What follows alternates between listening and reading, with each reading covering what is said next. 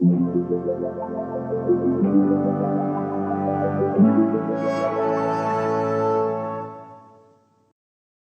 episode of Analog Resurgence is brought to you by Squarespace. Use the link in the description of this video or the code Analog Resurgence to get 10% off your first purchase at Squarespace. A few months ago I tackled black and white negative developing at home in the best dang video you ever did see, unless you didn't watch it, in which case go watch it. But one big thing that I didn't include in that video was push and pull developing, which is a big aspect of developing that can change the flexibility of the film that you choose to shoot. The developing portion of shooting film further impacts the results of your final image. It's a lot more than just a basic step-by-step process to get your final negative. Learning more about developing helps you to further control your image in terms of characteristics like contrast and grain, and pushing and pulling is an important aspect to understand. Now, just for you, I shot a bunch of little rolls of HP5 from my trusty bulk loader so that we can talk about pushing and pulling. But this is not a video that delves into like the basics and like instructions about how to get into developing, because I've already made that video and I've also just recently done one for color developing as well.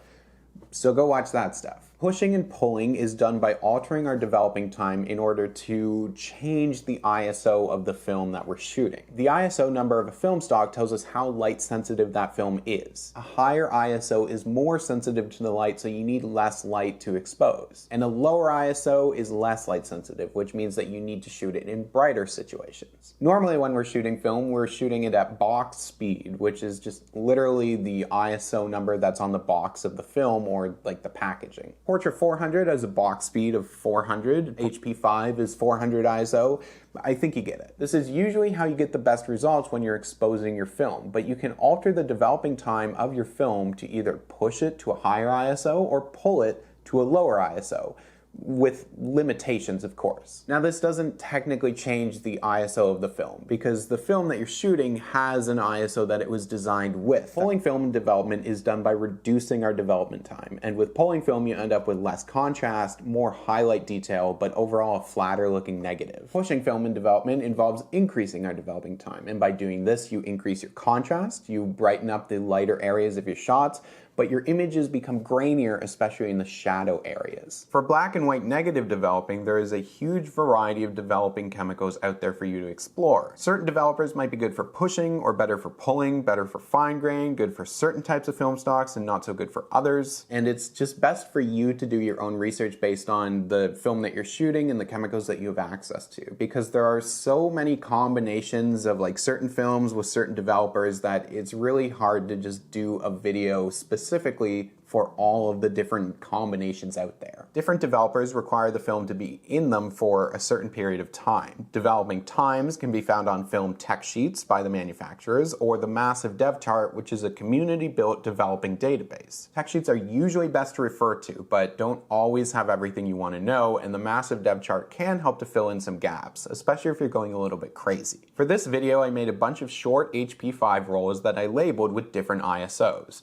Now, there's two ways to go about shooting film with the intention of pushing or pulling. We can take our film, which is a 400 ISO film in this case, and we can shoot it as though it's a different ISO film. So say 1600 instead of 400, which means that we can try and shoot this film in lighting situations that it's not normally best for as a 400 ISO film. Or we can expose our film at the box speed of 400 ISO and then push or pull it afterwards in the developing process to change the look of our images. Again, impacting characteristics like contrast and grain and just the overall tonality of the image. For all these HP5 examples, I rated the roll I was shooting at the ISO I intended to push or pull it to. And treating it as though it's a different film is usually what I find people end up doing when they plan to push or pull their stuff. And sometimes it leads to overestimating what the film is capable of. But also, a lot of this stuff is worth experimenting with. So let's go. Let's start with box speed, just your classic HP5 at 400 ISO, developed in Kodak HC110 dilution B for 5 minutes. Dilution B is a ratio of 1 to 31. HP5 at 400 is pretty classic looking medium speed film. Medium contrast, a noticeable grain, and a nice range of tones from the darker areas into the brighter ones. HP5 is a go-to for a ton of people, and it's been around for years and it shoots really well at 400. I've already done a video specifically about it. Some like to shoot it at half a stop over or so, around 300 or something like that. But in general, this is kind of what you tend to see with HP5 at 400. It's HP5, most people know it, Box speed. HP5 pulled to 100. Pulling isn't as common as pushing, and instead of doing it at 200, I went straight to 100, so it's a bit more of a pull. Overexposing is the route people tend to go with for shooting film anyways, and then often just have it develop like normal. After doing some research, I decided to pull the HP5 in Perceptile developer from Ilford. Developed for 9 minutes, we get something that isn't drastically different from our box speed. I overexposed this while shooting, so there's a lot of shadow detail here, of course, that's been captured on the film, but overall this stuff begins to look flat in comparison to the contrast we have with it at box speed. Lots of nice detail in the sky with all the clouds and everything, but just not a great range in that contrast between the highlights and the shadows. Lots of information, lots of detail, and everything is captured on the film. Pulling just really reduces that contrast. I am, though, seeing a finer grain if we put it beside HP5 done at 400. Not drastically, but just a little bit. HP5 shot and developed at 50 ISO. This stuff also done in Perceptile. The time given for pulling to 100 and to 50 are both the same at 9 minutes, so same developing, but overexposed in the camera. That being said, I don't think pulling to 50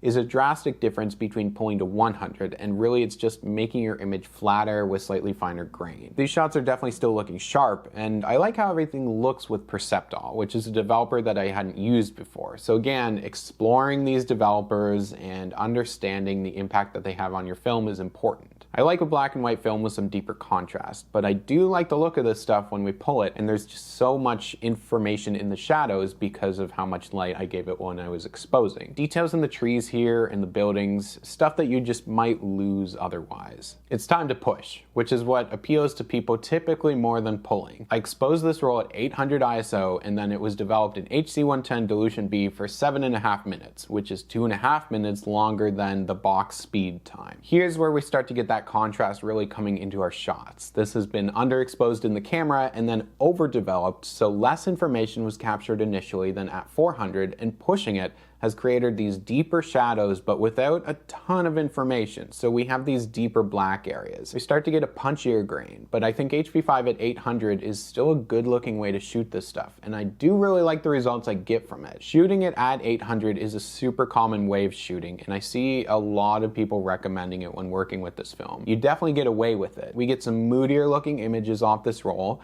and also some light leaks from the reloadable canister that I was using apparently. So as we continue to underexpose, we're going to get increasingly contrasty images, but we can still overdevelop at this stage to have images that come out looking good. HP5 pushed 2 stops from 400 to 1600. This was done in HC110 Dilution B again for 11 minutes, which is 6 minutes longer than HP5 at 400 in the same dilution. The grain, the contrast, this is starting to hit an upper limit of how far you probably want to go with the film for having it still be usable. The underexposure means we lost some stuff in the shadows, which leads to just even darker areas than the 800 stuff in comparison. The grain is getting really chunky here as well, and the difference is so apparent between HP5 at 1600 and HP5 at 400. Same film, very different look to them. But these shots still come out great. We haven't hit a point where things are unusable by any means, and HP5's flexibility is great for pushing. We can shoot this in some darker situations, but still be conscious of how much shadow detail we're going to be losing with our underexposure. And as we're pushing it, our brighter areas are also beginning to lose detail as well. So there's still lots going on in our midtone areas, but things are starting to get lost in the highlights and the shadows. For this stuff so far, I've been shooting it in decent lighting, and even up to 1600, things are looking really good. Increased contrast and grain, of course, but still a good range across the image in terms of the tones from highlights to shadows. I think the trap that a lot of people fall into when they're looking to push their film is the assumption that they can just get away with shooting it in really poor lighting conditions. Film is coated in light-sensitive crystals that capture light when you expose the film in your camera. Certain areas are hit with more light than others depending on how you expose your scene, and as we develop, those areas become our image. The problem as you continue to push your film is that after a certain point, there are areas on your film that just didn't capture anything to properly form an image. The brighter areas continue to develop further and further, but these dark areas don't have much more to produce, leaving you with muddy, grainy shadows that lack any real detail. This is why you still have to expose your image properly, and you can't necessarily use pushing and pulling to just save a bad image. If you want to have the darker areas of your image show up in the final shot,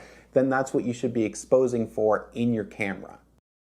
Thank you to Squarespace for sponsoring the video today. You probably already know what Squarespace is, but if you've been hiding under a rock, it is the best way to build a website, especially if you have no experience, no knowledge of coding. You don't need any of that stuff. It's so easy to get everything up and running. You can just use some templates.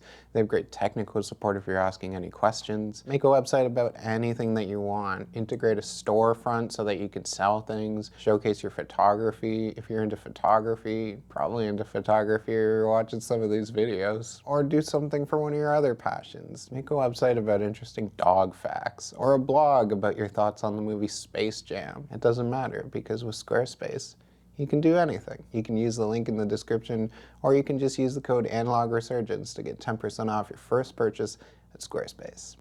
3200. Going off a massive dev chart time, this is done in HC110 dilution A for 9.5 minutes. Dilution A is 1 to 15, which is a higher dilution than dilution B at 1 to 31. This is maybe the point to stop pushing. Treating this like a 3200 ISO film means underexposing it a lot. There's just so much shadow information not being captured at all, and the highlights are getting blown out from being in the tank for this much. These shots are crunchy. Some detail and some shots I like, but really contrasty, and things drop off pretty sharply outside of our midtones. If you're really into moody shots, then pushing things really far is the route for you, but there are also options for films like Kodak P3200 or Ilford 3200 that are designed for pushing to these higher speeds. Regardless, you're getting a heavy grain at these ISOs. That's just how it works. If you're pushing to 3200 with a much lower ISO, then you probably know to cross your fingers when you're doing it. There are still shots here that I like a lot, but it's also where I would stop, and the limitations are starting to really show. That being said, 6400 ISO,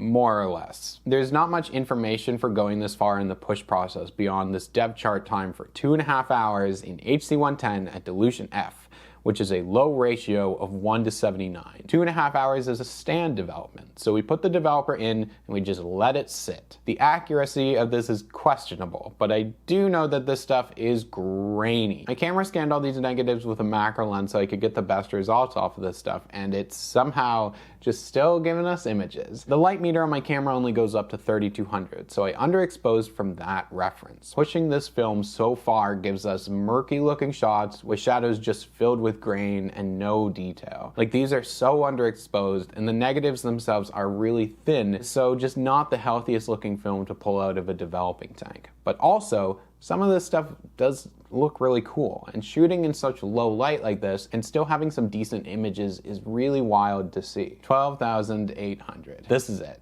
This is the end. This was also stand development in HC110, but with a shorter time of 140 minutes and the higher dilution of 1 to 31. Too far.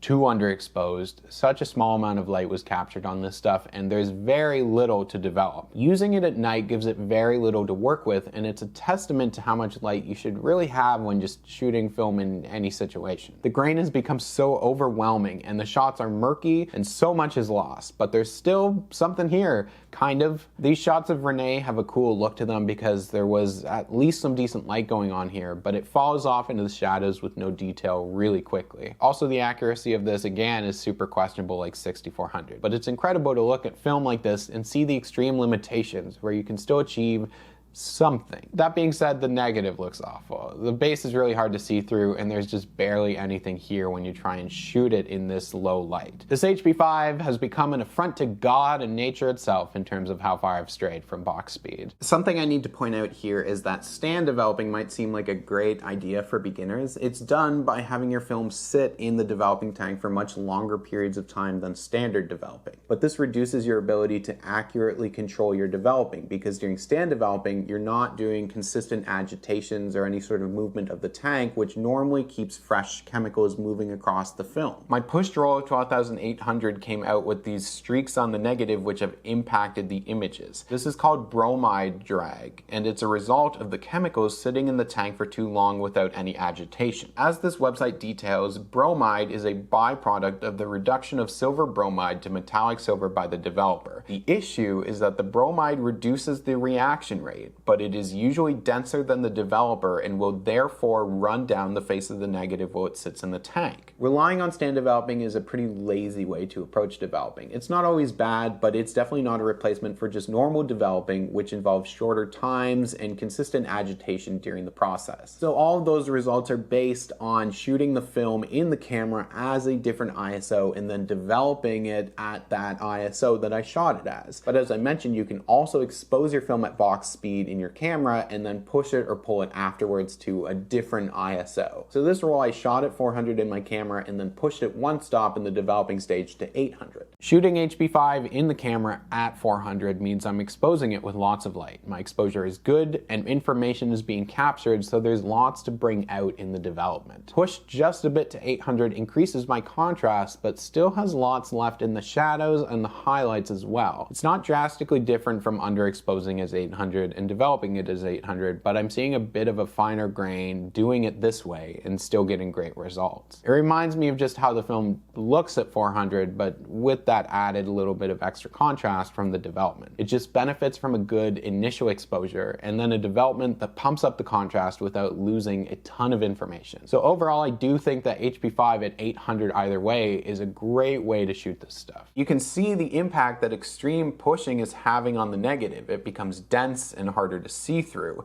making this stuff difficult to properly scan and especially print in a darkroom setting if you're going down that route. It's crazy to look at the negatives from the 50 or the 100 ISO roll compared to like the 6400 or the 12800 roll. These are the same film types, but it's all just changed by the developing process. Properly exposing is still the absolute best way to get a good looking image in the end, and pushing or pulling shouldn't be used to fix mistakes. A really widespread piece of advice that I see a lot of beginners picking up is that you should just overexpose your film all the time. Sometimes that's okay. A lot of film likes a little bit of overexposure, but not a ton of it. It's really best to just be thinking carefully about how different aspects of exposure work together and then combine that with the scene that you're taking a picture of in order to capture the best possible shot. Then in developing, you can further craft your image, but doing that with some level of care and consideration from the very beginning as opposed to treating it as more of an afterthought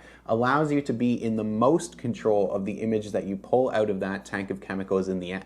Not all films are going to be as flexible as this stuff. There are cheaper ones out there that aren't going to push and pull as well, that have more apparent limitations and things like that. But if you have a film that you like, then it's worth picking up a bunch of rolls of it or a bulk roll if that's an option, and then experimenting with it and putting it through some different situations and developing processes to see what it's capable of. In the future, I'll dive more into color pushing, but it's not as friendly as black and white. Manipulating developing times for color increases the contrast, of course, but it also leads to color shifts and things that are a little more apparent than when you're just doing it with black and white. Thank you so much for checking this out. You can find some information down in the description of this video for just some push and pull resources that I used for further researching for this video. Also, opportunities to support the channel if you have any interest in doing that. If you're able to do so, it really helps this stuff out and allows me to do more of this stuff in the future. Color pushing and pulling, if that's something that you want to see, it's going to take a little bit of cheddar cheese. I have a Patreon and a little bit of merch for the channel, so you can check all of that out. And as always, thank you so much, and I'll see you soon. Thank you to Amadeus Farivold, Andrew, Babak Motamedi, Benjamin MacArthur, Brian DeMartin, Carly Baker, Carson Fuller, Carta Munir, Chalian Chris, Charlie Acola, Chaz Alling, Chris Baltiera, Civilis, Dan Silvestri, Darren Martone, David Kelsey, David Piranelli, Derek Konigsberg, Django Skarupa, Elizabeth Vaselli, Georgia Nas, Juliana Lepedalina, Ian Farber, Ian Frank, Jack, Jeff Yoakum, Jeremy Lee Camp, Jeremy McDonough, Jordan Wysong, Kevin Heinzelman, Larry O, Mark Lentz, Matt Kieran, Nth Labyrinth, Olivia, Orlando Perez, Paul Snow, Sarah Jeffrey, Sat, Scott Vansel, Taylor Brown, Thomas Wibley, and Tony Graham. And an extra special shout out to Babak Motamedi, Carson Fuller, David Piranelli, Larry O, Taylor Brown, and Tony Graham.